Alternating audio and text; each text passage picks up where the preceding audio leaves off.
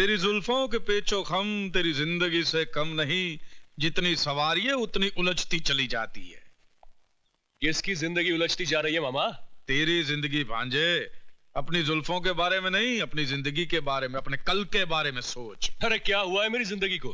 First class तो है। एक करोड़पति बाप की एक लौती औलाद हूँ, और क्या चाहिए?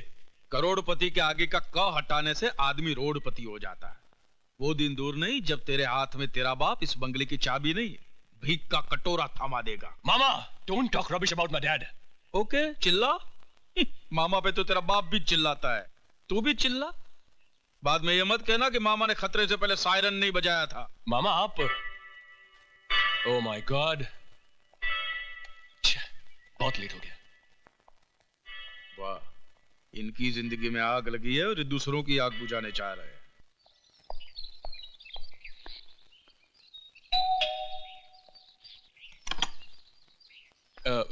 मधु जी? अरे नहीं नहीं, मैं मधु नहीं हूँ, मैं तो अनु हूँ, अनीता।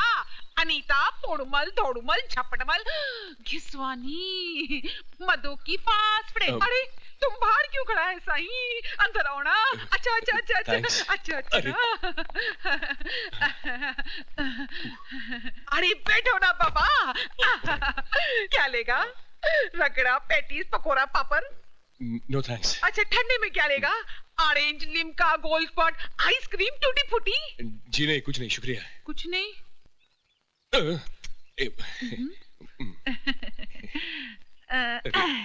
साईं शर्म आ रही है।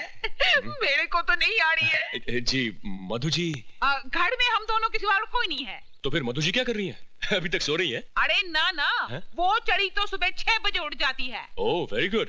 तो फिर अभी एक्सरसाइज कर रही होंगी। अरे एक्सरसाइज करती तो मेरे जैसा फिगर नहीं होता। या तो हो सकता है कि वो गाना गा रही है, ये भी हो सकता है कि वो कर रही है। अरे बाबा, लड़का लड़की अकेले में क्या करता है? पप्पी लेता है नहीं। अब देखो, तुम मेरे साथ वैसा गड़बड़ नहीं करना, नहीं तो मेरे को शर्म आएगा। आपका मतलब ये है कि मधु जी कहीं गई हुई है और मैं खामा का अपना वक्त यहाँ पे बर्बाद कर रहा हूँ। अरे बर्बाद किधर करता है? मैं है ना तेरे सामने। Don't talk rubbish. आपने मुझे पहले ही बता देना चाहिए था कि मधु जी घर पे है नहीं। अरे हमने तो तुमको पहले ही बोला था, हम दोनों के सिवा इस घर में कोई नहीं है। अच्छा, आप मेहरबानी करके मुझे ये बताएंगे कि मधु जी कहाँ गई हैं? अरे तुम एड्रेस का बात करता है? मधु ने तो टेलीफोन नंबर क्या, उसका नाम तक नहीं बताया। बस जाते वक्त हबड़ सबड़ में बोल गई थी कि किसी ने उसको और उसने किसी को दिल दे दिया है। May I come in? Yes, come in. शहर का मशहूर इंडस्ट्रियलिस्ट विजय कुमार 60 साल का बूढ़ा कुसट है और औरतों का शिकारी है, जो बिजनेस से ज्यादा लड़कियों की तलाश में रहता है। प्लीज मुझे माफ कर दीजिए। माफ कर दूं? मुझे तो आपका शुक्रिया अदा करना चाहिए। शुक्रिया? और मेरा? आपने तो वो कमाल किया है जो मैं सोच भी नहीं सकता था। रातों रात आपने मुझे टॉक ऑफ द टाउन बना दिया। वाह मधु जी, वाह। देखिए प्लीज, मैं बहुत शर्मिंदा हूँ। मैं आपकी तारीफ किए जा रहा हूँ और आप शर्मिंदगी महसूस कर रही हैं। मुझसे भूल हो गई। अब आप जैसा बदला लेना चाहे ले लीजिए। अरे आप तो रोने लगी, मैं ऐसा तो नहीं चाहता था।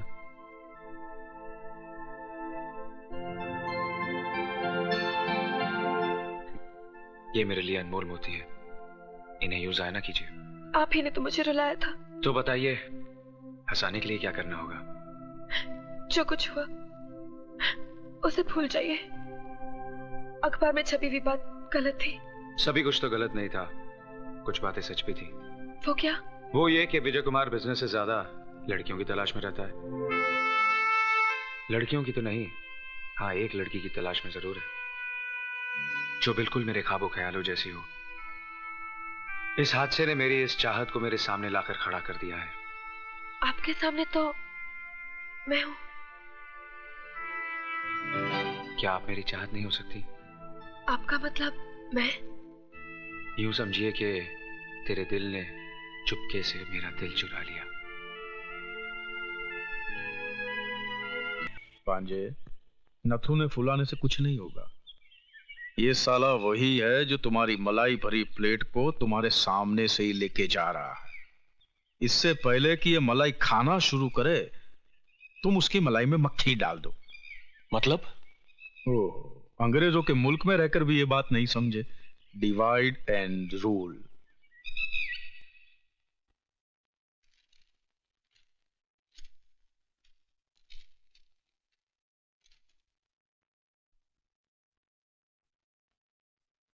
जेंटलमैन, पवे कॉम्प्लेक्स के लिए सबसे कम कोटेशन देने वाली कंपनी का नाम है ओबराय एंटरप्राइजेस, इसलिए कॉन्ट्रैक्ट ओबराय एंटरप्राइजेस को दिया जाता है। भांजे, तूने तो दुश्मन के मुंह से निवाला ही छीन लिया। अभी तो सिर्फ निवाला छीना है मामा जी। अगर वो मेरे रास्ते से नहीं हटे तो मैं उनके सामने की थाली भी छीन लूंगा।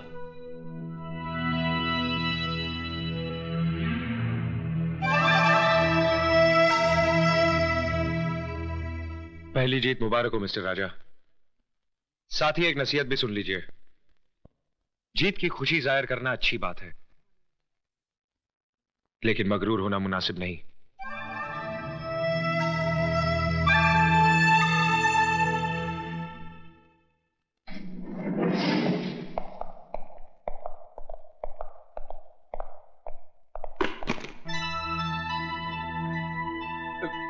गिर गया सर। क्या? बैग। मैं समझा आप।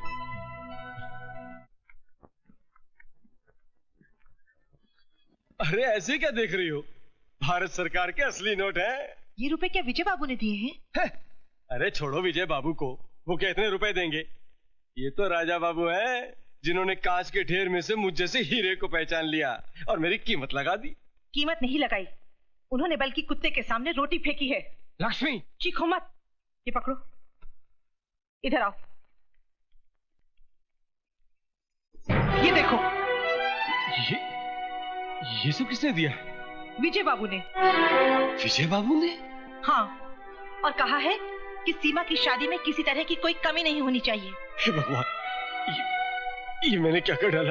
खुदगर्जी में अंधे होकर तुमने सिर्फ अपना ईमान ही नहीं बेचा, बल्कि विजय बाबू जैसे देवता के साथ विश्वासघात भी किया है। नहीं। तुम मक्कार हो, पापी हो, तुम पापी हो, तुम मक्कार हो।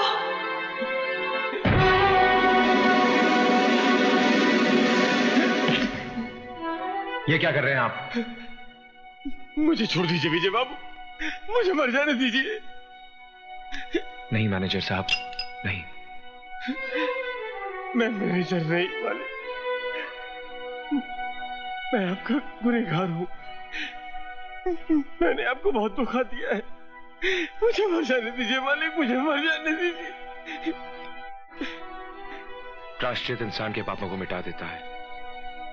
वो बुज़दिल होते हैं जो अपने पापों को मिटाने के बजाय खुद को मिटा देते हैं। आपने अपनी गलती कबूल कर ली, हमने आपको माफ कर दिया। क्या? आपने मुझे माफ कर दिया मालिक? हाँ, और साथ ही आपकी जिम्मेदारी भी बढ़ा दी। आज से टेंडर पर साइन भी आप ही करेंगे। आप धन्य हैं मालिक, मेरी उम्र भी आप ही को लग जाए मालिक, मेरी उम्र भी आप ही को। बिजनेस हमने भी किया है बेटे, और अपने जमाने के बहुत बड़े बिजनेसमैन रहे हैं हम। लेकिन अपने बिजनेस को बढ़ाने के लिए हमने किसी के साथ घटिया चाल नहीं चली, जैसी तुमने विजय के साथ चली है। विजय विजय विजय, आखिर गायर के लिए आपके दिल में इतनी जगह क्यों है? ईमानदार इंसान के लिए हर दिल में जगह होती है बेटा। अगर तुम भी विजय की तरह कामयाबी हासिल करना चाहते हो तो जाओ और ईमानदारी के साथ सारे टेंडर्स विजय के नाम ट्रांसफर कर दो और उससे अपनी की हुई गलती की माफी मांगो। वो तुम्हें जरूर मुआफ कर देगा। पास कीजिए डैड, इसी तरह से उस दिन फंक्शन में आपने उसे आगे कर दिया था, और आज आप मुझसे कह रहे हैं कि मेरा करोड़ों का टेंडर मैं उसके नाम कर दूं। Why dad, why?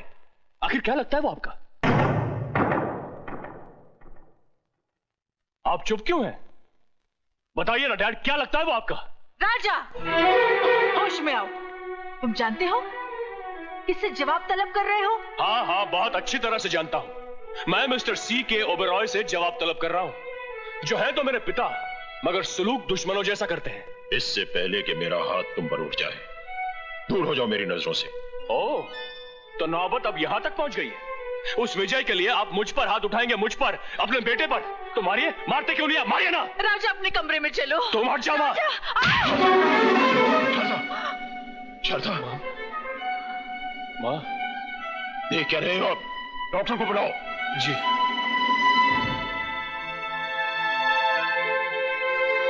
डॉक्टर, कैसी है शारदा की हालत? ब्लड प्रेशर थोड़ा लो हो गया है, घबराने की कोई बात नहीं, जरा आराम की जरूरत है। अच्छा, मैं चलता हूँ। जगत मामा, all India mill owners association के प्रेसिडेंट का इलेक्शन होने वाला है। ठीक है, तो ओबेरॉय साहब को खड़ा करके 50-60 पेटी अंदर कर लेते हैं। ओबेरॉय साहब इलेक्शन में खड़े होने के लिए तैयार नहीं है। ठीक है, तो उनको बिठा देते, विजय को खड़ा कर लेते। विजय तो राजी खुशी तैयार हो जाएगा। वो खुशी खुशी तैयार हो जाएगा और ओबेरॉय साहब पीछे पीछे रोते हुए तैयार हो ही जाएंगे। वो कैसे मामा? भैया, जिसे कोई नहीं पहुंचता उसे उसका पेट पहुंचता है, औलाद पहुंचती है। यहाँ पे हाथ में राजा का मरोड़ूंगा, दर्द ओबेरॉय साहब को होगा। ऐसे क्या देख रही हो शारदा? जो मांगोगी तो। और अगर बेटा कुछ मांगे तो क्या उसे भी मिलेगा? आओ बेटा आओ। क्यों नहीं, मांगो, क्या मांगते हो? इस पेपर पर साइन कर दीजिए। क्या ये? अरे, इस इलेक्शन के लिए मैं पहले मना कर चुका हूं। मैं इस मुसीबत में फंसना नहीं चाहता। हंस तो आप उसी दिन गए थे जिस दिन आपकी मुझसे शादी हुई थी। आधी जिंदगी तो मेरी खुशियों के लिए लुटा दी, आधी अपने बेटे के लिए लुटा दीजिए। ऐसी बात है? ठीक है, लाओ पेन।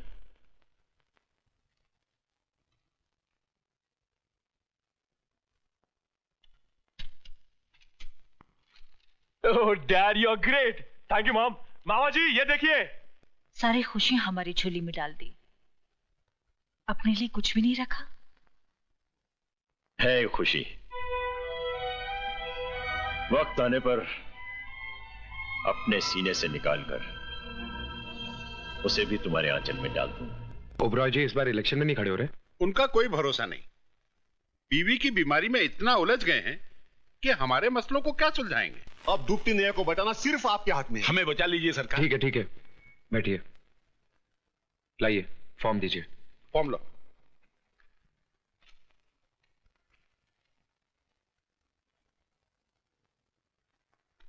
कुछ धन मिल, मेरा मतलब है लक्ष्मी जी के दर्शन हो जाते तो। मैनेजर साहब, इनको 50 लाख। 60 लाख दे दीजिए। जी जी। आइए मेरे साथ। बहुत बहुत शुक्रिया विजय बाबू। क्या बात है विजय? कुछ नहीं। तुम कुछ छुपा रहे हो। अरे भाई कुछ नहीं। खाओ मेरी कसम। इतनी छोटी सी बात के लिए कसम क्या खानी? छोटी सी बात? कौन सी छोटी सी बात? अब तुम ही बताओ। बचपन से मौसी ने मुझे पाल पोस के बड़ा किया है। हाँ। तो मैं उसे ही अपनी माँ समझूंगा ना? समझूंगा कि नहीं? करेक्ट। वो कहे हाँ तो हाँ, करेक्ट। और वो कहे ना तो ना। Very correct. क्या करेक्ट करेक्ट किए जा रही हो? श्रवण कुमार बनने के चक्कर में जिंदगी ऐसे ही सूख के करेला बन जाएगी। लेकिन हुआ क्या? होना क्या है? सुबह सुबह उठा, नहाया धोया। क्या किया? नहाया धोया। फिर पूजा के लिए बैठा। क्या किया? पूजा के लिए बैठा। फिर मैंने अपनी आंखें बंद कर ली। जैसे ही आंखें बंद की, मौसी का चेहरा उभर आया। मौसी बिस्तर पे लेटी आखिरी सांसें ले रही थी। मैंने कहा मौसी, मौसी। मौसी ने मुझे अपने पास बुलाया और कहा एक वादा कर। क्या कर? वादा कर। तो मैंने वादा कर दिया। क्या कर दिया? वादा कर दिया। अब पूछो कैसा वादा? कैसा वादा? शादी का। किससे?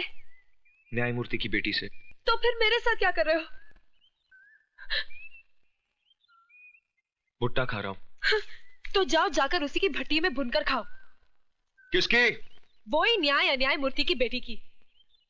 अरे भाई, न्यायमूर्ति हिंदी में जज को कहते हैं।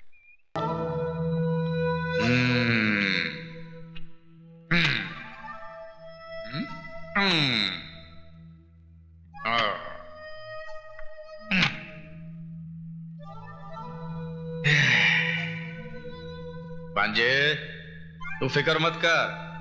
तेरा बाप तेरे साथ नहीं तो क्या हुआ, तेरा मामा तो है, सब ठीक हो जाएगा।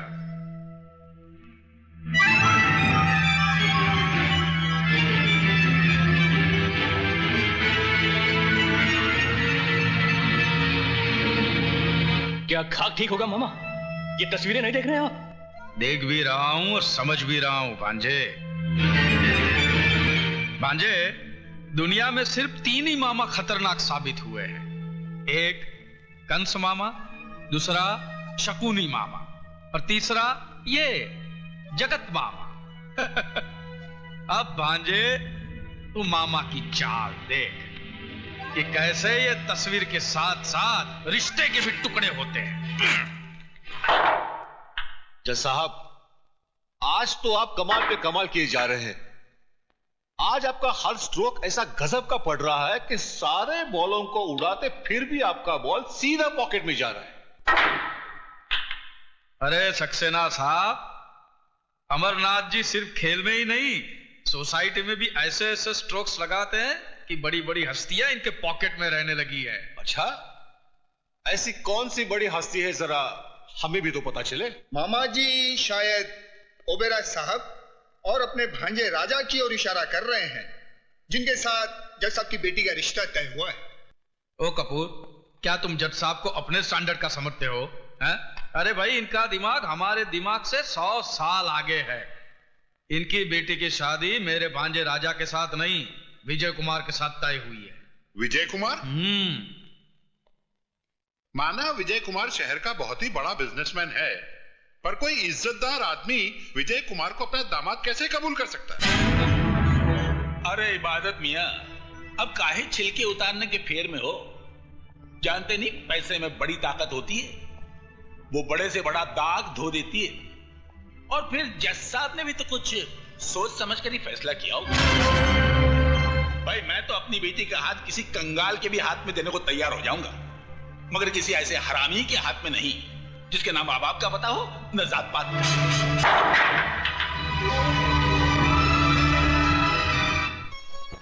घनश्याम दास जी, ये साड़ियां आप एक तरफ रख दीजिए। ठीक है सर। और